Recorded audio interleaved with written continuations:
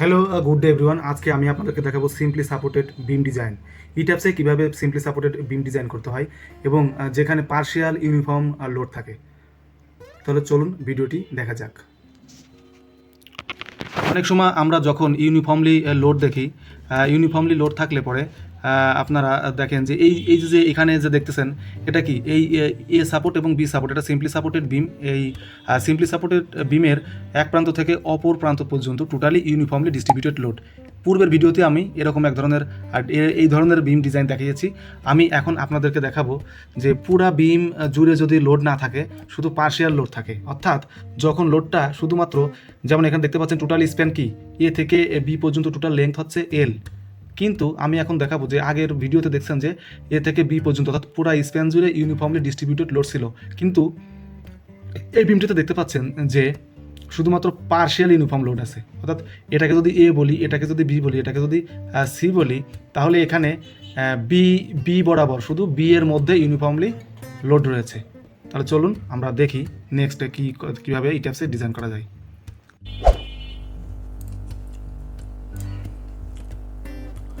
প্রথমে আমি simply supported বিমটাকে draw করে নিয়েছি এই টাইপসে। আমি এই টাইপসে যাওয়ার আগে আমি আপনাদেরকে এখানে একটু দেখাই যে সিম্পলি সাপোর্টেড, এই যে সিম্পলি সাপোর্টেড আছে এ সাপোর্ট, ডান পাশে বি সাপোর্ট, টোটাল এল স্প্যানের মাঝে এ বি সি, এই বি বরাবর আমাদের লোডটা রয়েছে ইউনিফর্মলি ডিস্ট্রিবিউটেড লোড। আমি এখন আপনাদেরকে একটু এক্সেল শিটটা দেখাই। এক্সেল শিটটা যদি আমি দেখি, এক্সেল শিটে দেখেন যে আমাদের বি এর মানটা আমরা ধরেছি, যে ডান পাশে দেখতে পাচ্ছেন বি এর মানটা আমরা ধরেছি 2 ফিট। অর্থাৎ টোটাল যে বিমটা রয়েছে 10 ফিটের যে বিমটা রয়েছে, সেই 10 ফিটের মধ্যে 2 ফিট জুড়ে ইউনিফর্মলি ডিস্ট্রিবিউটেড লোড রয়েছে। তা ই টাইপসে যদি আপনারা ডিজাইন করতে যান, প্রথমে আপনাদের যেটা গুরুত্ব দিতে হবে সেটা হচ্ছে যে ই ট্যাপসে আপনাকে যদি লোডটা যদি ঠিকমতো অ্যাপ্লাই করতে পারেন, অর্থাৎ লোডটা যদি ঠিকমতো অ্যাসাইন করতে পারেন, তাহলে আপনাদের ম্যানুয়াল ক্যালকুলেশনের সাথে ই ট্যাপস ক্যালকুলেশন মিলে যাবে। প্রথমে আমি আপনাদেরকে বিম দেখালাম। এখন দেখেন যে ই ট্যাপসে আমি এটা ড্র করেছি, এইটা সিম্পলি সাপোর্টেড বিম। এখন বাম পাশে যদি আমি বাম পাশের উইন্ডোতে একটু যদি প্ল্যানটা দেখি,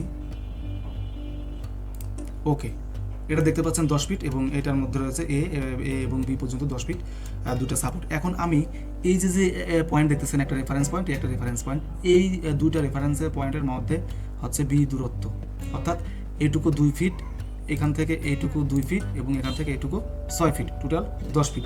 এই 2 ফিটের মধ্যে আমি লোড দিব। তো লোড দেওয়ার জন্য প্রথমে, তার আগে আমি বলি, যারা আমার পূর্বে ভিডিও দেখেন না তাদের জন্য, আপনাকে লোড অ্যাসাইন করতে গেলে, লোড ডিফাইন করতে গেলে আপনাকে লোড প্যাটার্নটা, ডেড লোডটাকে 0 করে নিতে হবে।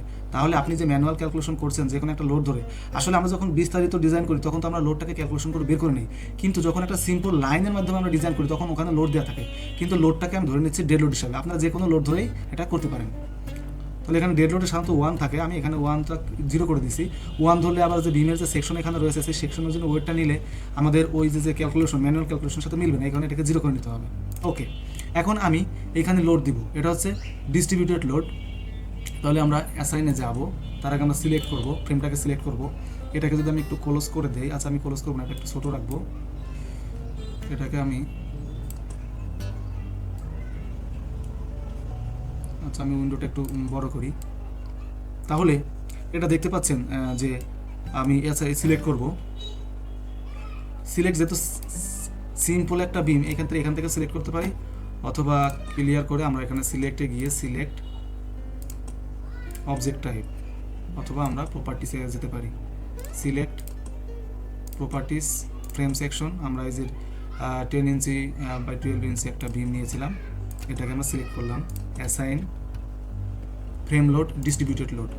এখন যে বিষয়টা এখানে বুঝার আছে, যেটা আপনাদেরকে বুঝতে হবে, এখানে আসলে কয়টা পয়েন্ট আছে। এখানে দেখেন ছোটো করে লেখা আছে 1 পয়েন্ট, 2 পয়েন্ট, 3 পয়েন্ট, 4 পয়েন্ট। যখন আমরা এই বিমে লোডটা দিব, লোডটা দেওয়ার ক্ষেত্রে আমরা এখানে যদি আমরা পয়েন্ট চিন্তা করি, তখন আমাদের এই পয়েন্টের সাথে মিলাতে হবে, যেমন 1 পয়েন্ট, 2 পয়েন্ট, 3 পয়েন্ট, 4 পয়েন্ট। ওকে, তাহলে এখানে বাম পাশ থেকে যদি আমরা পয়েন্ট চিন্তা করি, এখান থেকে ডিস্টেন্স দেবো এবং ওই ডিস্টেন্সে কতটুকু লোড সেটা আমরা এখানে দিলে এখানে লোডটা শো করবে। তাহলে প্রথমে আমরা যদি মিডিলে চিন্তা করি, আমরা মিডিলে চিন্তা করে মিডিল পর্যন্ত, আমরা এই পর্যন্ত আমরা 4টা পয়েন্ট, এই পাশে যেহেতু 0, এই পাশে আমরা আমাদের চিন্তা করার দরকার নাই। আমরা এই বাম পাশে যে 2টা ভাগ হয়েছে, এই 2টা ভাগের থেকে আমরা চিন্তা করব, তাহলে আমরা প্রথমে এই পয়েন্টে ডিস্টেন্সটা কত, 0, ডিস্টেন্স 0, লোডও এখানে 0। এখন তারপর দেখতে পাচ্ছেন যে 2 পয়েন্ট, এখানে 2 পয়েন্ট, এই পয়েন্টের আগে ঠিক এই পয়েন্টের লেফটে 2 পয়েন্ট, তাহলে এখানে ডিস্টেন্স কত, এখানে ডিস্টেন্স 2 ফিট, আর লোডটা কত, 0।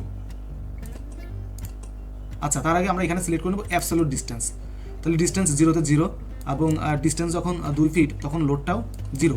আবার ডিস্টেন্স যখন 2 ফিট, ঠিক এই পয়েন্টের রাইটে যাব, রাইটে 3 নাম্বার পয়েন্ট, 3 নাম্বার পয়েন্টে ডিস্টেন্স কত, 2, লোড কত, 0.15 কিপ পার ফিট। তারপরের পয়েন্ট কত, পরের পয়েন্ট ডিস্টেন্স হচ্ছে 4, আর এখানেও লোডটা কত, 0.15। আমরা অ্যাপ্লাই করব, তাহলে এটা লোডটা অ্যাপ্লাই হয়ে গেছে। এখন যদি আমরা একটু ভিউটা দেখি, সেকশন দেখি, ক্লোজ,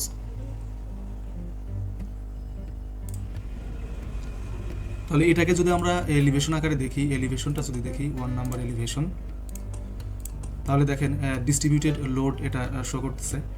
তাহলে আমরা এই বি বরাবর, অর্থাৎ আমরা যদি বিমটাকে দেখি, এই বি বরাবর আমরা 2 ফিট বরাবর ইউনিফর্মলি ডিস্ট্রিবিউটেড লোড অ্যাসাইন করেছি। এখন এটাকে আমরা চেক দেবো। এখন এই যে বিষয়টা, এই যে ডিস্ট্রিবিউটেড লোড এইভাবে দেওয়া, আমরা পুরো বিম জুড়ে সহজে দিতে পারি, কিন্তু যে কোনো একটা পয়েন্টে, যে কোনো একটা নির্দিষ্ট লেংথে যদি ইউনিফর্মলি ডিস্ট্রিবিউটেড লোড দিতে চাই, সেক্ষেত্রে আমাদের যে বিষয়টা থেকে খেয়াল রাখতে হবে, যেখানে আসলে এই যে আমরা লোড যখন সিলেক্ট করি, যদি আমরা একটু আন্ডু করি, আচ্ছা এইভাবেই থাক, আমি জাস্ট কিভাবে লোডটা দিয়েছি সেটা দেখানোর জন্য। এখন আমরা একটু দেখি যে আসলে এই যে অ্যাসাইন মেনুতে যদি আমরা যাই, ফ্রেম লোড, ডিস্ট্রিবিউটেড লোড, যখন আমরা এইভাবে ট্রাপিজয়েডাল লোড দিব, অর্থাৎ যে কোনো একটা পোরশনে যদি পার্শিয়াল লোড দিতে চাই, সেক্ষেত্রে অবশ্যই আমাদেরকে অ্যাবসলিউট ডিস্টেন্সে থাকতে হবে, এবং আমাদের এই যে অ্যাপ্লাইটা আমরা কিভাবে করলাম সেটা একটু আমাদের দেখতে হবে। এখানে আমরা পয়েন্ট চিন্তা করব, আমি এটাকে আবার একটু আপনাদেরকে দেখাবো। তার আগে আমরা এই যে এখানে পয়েন্ট দেখতেছেন 1, 2, 3, 4, এই 4টা পয়েন্ট আসলে এখানে কোথায় কোথায় পয়েন্টগুলি, আমরা যে কোনো লোড অ্যাসাইন করার সময় আমরা টোটাল বিমটাকে 2টা পোরশনে ভাগ করে নেব। বাম পাশ থেকে যে পাশটা লোড ছাড়া আর যে পাশটায় লোড আছে, তাহলে আমরা বাম পাশ থেকে যদি এখানে পয়েন্ট চিন্তা করি, তাহলে এটা 1 নাম্বার পয়েন্ট। আসলে বিভিন্ন সময় বিভিন্ন লোডগুলিকে আপনাকে অ্যাপ্লাই করে করে দেখতে হবে যে কীভাবে আসলে অ্যাপ্লাইটা করতে হয়। তাই আমি জাস্ট বুঝাচ্ছি, এখানে 4টা পয়েন্ট আছে, 1, 2, 3, 4 পয়েন্ট। এই 4টা পয়েন্ট কোথায় কোথায় সেটা একটু দেখি। এই যে ইট্যাপসে যে আমরা 4টা পয়েন্ট দেখছি, 1, 2, 3, 4, এই বিমে 4টা পয়েন্ট কোথায় কোথায় সেটা আমরা একটু দেখব। এই 4টা পয়েন্টটা হচ্ছে, আমরা যদি একটু দেখি যে 4টা পয়েন্ট যদি আমরা একটু দেখি, তাহলে 4টা পয়েন্ট আপনার কোথায় কোথায় সেটা একটু দেখি। এটা হচ্ছে 1 নাম্বার পয়েন্ট, যদি আমরা, এটা হচ্ছে 1 নাম্বার পয়েন্ট, আমি একটু লিখি, এটা হচ্ছে 1 নাম্বার পয়েন্ট, এটা হচ্ছে 1 নাম্বার পয়েন্ট। ঠিক এই পয়েন্টের লেফটে 2 নাম্বার পয়েন্ট, এই পয়েন্টের রাইটে 3 নাম্বার পয়েন্ট, আর এখানে পয়েন্ট, এই একটা পয়েন্ট, এই একটা পয়েন্ট, তাহলে 2, 3, আর এখানে 1 নাম্বার পয়েন্ট, এখানে 4 নাম্বার পয়েন্ট। তাহলে এখান থেকে এই পর্যন্ত ডিস্টেন্স কত, এখান থেকে এই পর্যন্ত ডিস্টেন্স 2 ফিট, এখান থেকে এই পর্যন্ত ডিস্টেন্স 2 ফিট। যখন আমরা লোডটা দিয়েছি, তখন আমরা কীভাবে দিয়েছি, এখানে দেখেন প্রথমে এইখানে আছে 0, তাহলে এখানে লোডটাও 0, এখানে ডিস্টেন্স 2 ফিট, ঠিক এই বরাবর 2 ফিট, এখানে লোডটা 0। কিন্তু 3 নাম্বার পয়েন্টে যদি আমরা আসি, এখানকার লোডটা আমরা ধরছি ডিস্টেন্স 2 ফিট, এখানকার লোডটা 0.15, এখানকার 4 নাম্বার, এখানকার ডিস্টেন্স 4, এখানকার লোডটাও 0.15। এভাবে আমরা লোডটা দিয়েছি। এভাবে লোড দিলে আপনার এখানে ইউনিফর্মলি ডিস্ট্রিবিউটেড লোড হবে। তাহলে এই লোডটা আমি আবার একটু দেখাই। এই লোডটাকে আমি ডিলিট করে দেই, আন্ডু করে দেই, প্রিভিয়াস সিলেকশন করার পরে আমি অ্যাসাইনে যাব। অ্যাসাইনে গিয়ে ফ্রেম লোড, ডিস্ট্রিবিউটেড লোডে এটাকে আমরা পূর্বের লোডটাকে আমরা ডিলিট করে দিয়েছি বা আন্ডু করেছি। তাহলে এইটালে অ্যাবসলিউট ডিস্টেন্স, তাহলে প্রথমে 0, আমি যদি এটা একটু দেখাই, এই 1.0, 2.0, 3.0.15, 4.0.15 আমাদের ওই পর্যন্ত লোড আছে। আমরা টোটাল বিমটাকে শুধু এইটুকু আমরা এই 4টা পয়েন্ট নিয়েছি শুধু এই পর্যন্ত, আর এইটুকু যেহেতু লোড নাই এটুকু আমরা ধরে নাই, তাহলে এইটুকু ডিস্টেন্স, এখানকার ডিস্টেন্স কত 0, তাই এটার মান এটার লোড 0। আবার এই পয়েন্টের ঠিক লেফটে একটা পয়েন্ট আছে 2 পয়েন্ট, এটা এখানকার ডিস্টেন্স 2, এখানকার লোডটা 0। ঠিক এই পয়েন্টের রাইটে আছে 0.3, এখানকার ডিস্টেন্স 2, এখানকার লোডটা 0.15, আর এটা 4 পয়েন্টের ডিস্টেন্স 4 ফিট, এটা লোড এত। আমরা যদি এটা অ্যাপ্লাই করি তাহলে এটা অ্যাপ্লাই হয়ে গেছে। তাহলে ভিউয়ার্স, আমি আপনাদেরকে লোডটা অ্যাপ্লাই করা দেখালাম। আসলে partial, uniform distributed load, triangular load, এই সমস্ত লোড দিতে গেলে আপনাকে একটু মানে মাথা খাটাতে হবে। মাথা না খাটালে আপনার এই লোডটা দিতে পারবেন না। লোডটা সঠিকভাবে না দিতে পারলে আপনার ম্যানুয়াল ক্যালকুলেশনের সাথে এই সফটওয়্যার ক্যালকুলেশন মিলবে না। এখন এটা আমরা একটু চেক দিব, চেক মডেল, ওকে। তাহলে মডেল ওকে। এখন আমরা এটাকে অ্যানালাইসিস করব। অ্যানালাইসিস করার আগে আমি একটু 3D ভিউটা নিয়ে আসি। ওকে, তাহলে আমি অ্যানালাইসিসে যাব। অ্যানালাইসিসে গিয়ে আমি রান অ্যানালাইসিস করব। একটু সময় নেবে। আমাদের অ্যানালাইসিস হয়ে গেছে। অ্যানালাইসিসের সময় যেহেতু সিম্পল একটা যখন ফ্রেম নিয়ে কাজ করবো তখন এরকম কিছু মেসেজ দেখাবে। এই মেসেজ দেখে ঘাবড়ানোর কিছুই নাই। এটা হচ্ছে জাস্ট সিঙ্গেল কোনো ফ্রেম নিয়ে কাজ করলে এই মেসেজটা দেখাবে। যেহেতু এটা ইল কন্ডিশন তাই এটা দেখাচ্ছে। আমরা এটাকে ডান করে দেবো। ডান করার পরে আমরা এখন দেখবো যে আমাদের অ্যানালাইসিস ঠিক আছে কিনা। আমরা ডিসপ্লেতে যাবো। ডিসপ্লেতে যাই ফোর্স বা স্ট্রেস সাপোর্ট রিয়াকশন, আমরা FZ দিলাম, ওকে। আমি রিয়াকশনটা দেখতে যাচ্ছি বাম পাশে। তাহলে বাম পাশে উইন্ডো এলিভেশনে ক্লিক করলাম। এলিভেশন তো আছেই, তাহলে আমরা এখানে আর কি ডিসপ্লেটা দেখবো, অ্যাপ্লাই। তাহলে দেখতে পাচ্ছেন যে এই পাশে 0.21 আর 0.09। আমরা যদি একটু ম্যানুয়াল ক্যালকুলেশন দেখি তাহলে পয়েন্ট এখানে পাউন্ড আছে, ওখানে কিপে দেখাচ্ছে, তার মানে আমাদের ক্যালকুলেশন ওকে। এখন যদি আমরা একটু শেয়ার ফোর্সটা দেখি, এটা ক্লোজ করে দেই, ডিসপ্লে ফোর্স ফ্রেম, এটা আমরা যদি একটু মোমেন্টটা দেখতে চাই তাহলে অ্যাপ্লাই করলে মোমেন্টটা দেখাচ্ছে। দেখেন যে আমাদের এই মোমেন্ট ডায়াগ্রামটা আমাদের ঠিক আছে কিনা। আমরা উপরেটার সাথে একটু ফিগারটা মিলাবো। যে ফিগারটা যদি আমরা একটু মিলাতে চাই তাহলে আপনারা দেখেন যে ফিগারটা যদি মিলাতে চাই, আমরা ইউনিফর্মলি ডিস্ট্রিবিউটেড লোড দেখছেন যে কীভাবে মোমেন্টটা হয়, ঠিক আমাদের মোমেন্টটাও এইভাবে হয়েছে। তার মানে আমাদের মোমেন্টটা ওকে। আমরা যদি এটার উপর রাইট বাটন ক্লিক করি তাহলে আমাদের পুরো ফিগারটা দেখাবে।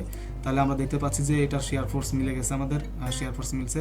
এবং মোমেন্ট আমরা দেখি আমাদের ম্যানুয়াল ক্যালকুলেশনে মোমেন্ট আসছে কত, ম্যাক্সিমাম মোমেন্ট আসছে আমাদের 0.567, আর এখানে আসছে 0.3454 ফিট, প্রায় কাছাকাছি। আর আমরা যদি ডিফ্লেকশনটা দেখি, ডিফ্লেকশনটা 0.0083, আমাদের ম্যানুয়াল ক্যালকুলেশনের ডিফ্লেকশন 0.0014, আসলে কাছাকাছি ধরা চলে।